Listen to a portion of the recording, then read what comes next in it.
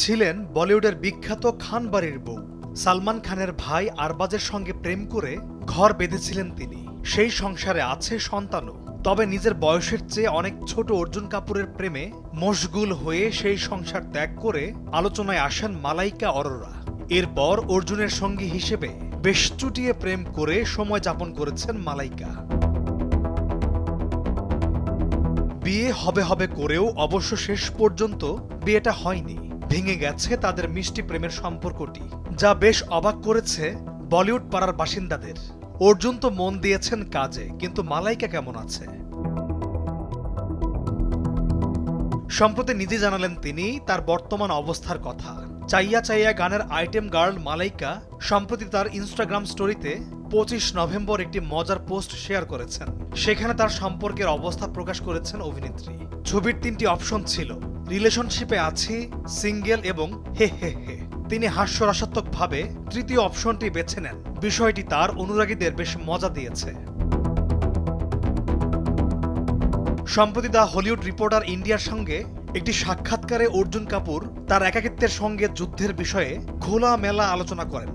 2014 সালের একটি কথোপকথন স্মরণ করে তিনি বলেন, তার মায়ের মৃত্যু তাকে একাকী করে ফেলেছিল। বিশেষ করে যখন তিনি হিট ছবি ইশক জাদে, 2 স্টেটস এবং গুন্ডে দিয়ে খ্যাতি অর্জন করছিলেন, সে সময়টি খুব খারাপ পার করছিলেন তিনি।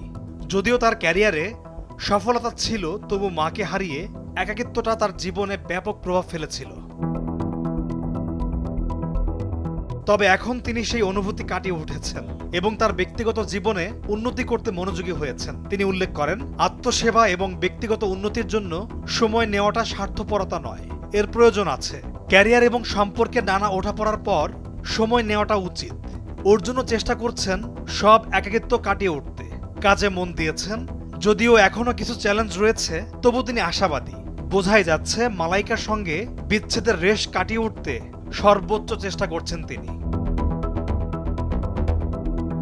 অর্জুন কাপুর সম্প্রতি রোহিত শেঠি পরিচালিত সিঙ্গাম অ্যাগেন সিনেমায় বেশ শক্তিশালী ভূমিকা পালনের জন্য প্রশংসিত হয়েছেন। এই সিনেমায় তিনি অজয় দেবগন, টাইগার শ্রফ, কারিনা কাপুর, রণবীর সিং এবং দীপিকা পাডুকোনের সঙ্গে পাল্লা দিয়ে অভিনয় করেছেন। নেগেটিভ চরিত্রে তার পারফরম্যান্স বেশ উপভোগ করেছে দর্শক। এদিকে কাজের ক্ষেত্রে ব্যস্ত হয়ে উঠেছেন মালাইকা অরোরাও।